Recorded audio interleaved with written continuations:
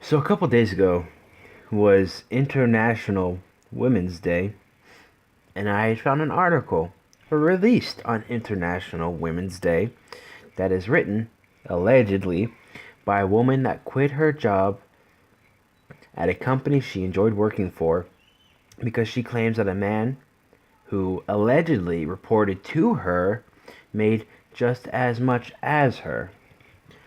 Quickly into the article, the author said that the man who made as much as she did was initially, in fact, not her employee. She claims that this man, who she gives the pseudonym of Ryan, was actually doing something different in a completely different department within the same company. Here is my very first issue with the article. Different people in different departments make different salaries.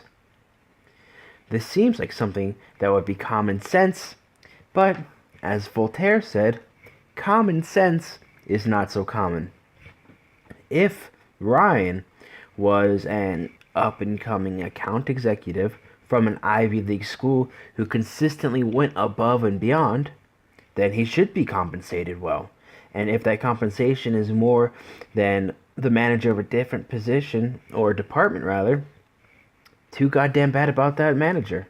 He should have went to an Ivy League school. I mean, I don't know what to tell her.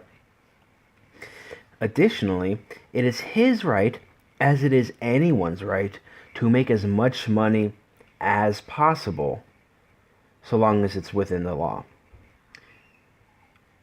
It is not Ryan's fault for, quite frankly, being so goddamn good at his previous job. Also, there are additional inconsistencies in her story that make me think it's fake news. You are fake news. Sir, go ahead. Can you state? They come hard and fast.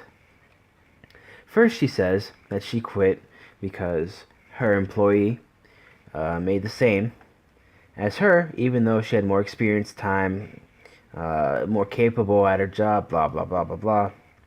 I just said this. However, she almost instantly contradicts herself by saying that he made almost as much money as her. Additionally, her premise is that she quit because her employee made more money. However, like I said, Ryan was not her employee. He was in the same company, sure, but he was in a different department. And like I said, there's 1,000 different legitimate reasons why Ryan could have made more money, none of which would be because Ryan's original manager or the CEO of the company wanted to upset this woman or women in general by giving Ryan such a disproportionately large salary. After finding out Ryan's salary, she decided to ask for a raise, which is totally reasonable. In fact, it's probably the best course of action she could have took. And wouldn't you know it, her boss wanted her to give a reason as to why she should receive a raise. And this made her upset. How dare she have to write a formal proposal to get more money? That's fucking absurd, is what she thought to herself, I'm sure. Additionally, she had to demonstrate not only that she was good at her job, but how much money she brings into the company to justify an increased salary, which once again is a totally reasonable request on the behalf of her manager. After all of these requirements to getting a raise were not to her satisfaction, she decided to do research to find her current market value. And what did she find? She was undervalued at her current company. So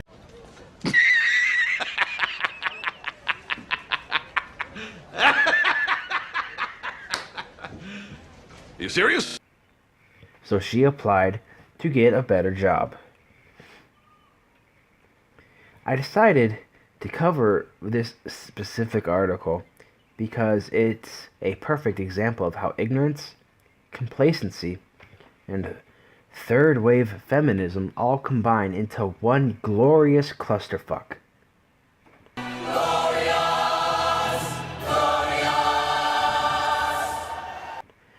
First of all, everyone should always be looking to find a better job to avoid this very situation.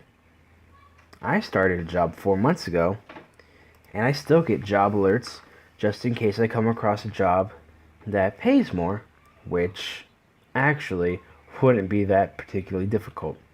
Even my mother, whose current position pays 6 figures, still gets job alerts in case she comes across a job that she can do and would pay her more than her current employer does. So, the first moral of the story is to always be looking. Complacency is another trait that could cause this situation. If she kept working hard once she got to the department manager role, then one of two things could happen. Either she would get consistently decent raises and bonuses or whatever would be appropriate within that pay structure, and then this would have not have mattered at all, or she would have continued to get promoted, and once again this situation wouldn't have arisen. Finally, and what to me is the most important of these three issues that combined to cause this, is the proliferation of third wave feminism and the bullshit that comes from that philosophy. It's the same philosophy that claims that there is a wage gap when there isn't. Even the super left vlogbrothers, who, when they do surveys about their audience, include like 15 different genders. I took the survey once just to see what it was like, and it was amazing how inclusive they wanted to be, even to the point of being silly. Anyways, the Vlogbrothers, the super lefty Vlogbrothers, released a video, which I would say essentially, basically, debunks the 75 or 78 or 77, whatever the new number is today, cents to a dollar myth. And they came to a conclusion that anybody would come to if they paid attention, which is once you crunch the numbers and control for hours worked, industry, experience, and degree, you would get 98 cents to the dollar, which is within the statistical margin of error. And what does that mean? It means it's not a fucking thing, is what it means. But the author of this piece needs an excuse as to why a younger, less accomplished man is making more money than her. Instead of taking the blame herself, or thinking that her boss may be stingy, which most bosses are due to how they get bonuses if they're under departmental payrolls. So it's probably the boss that's stingy.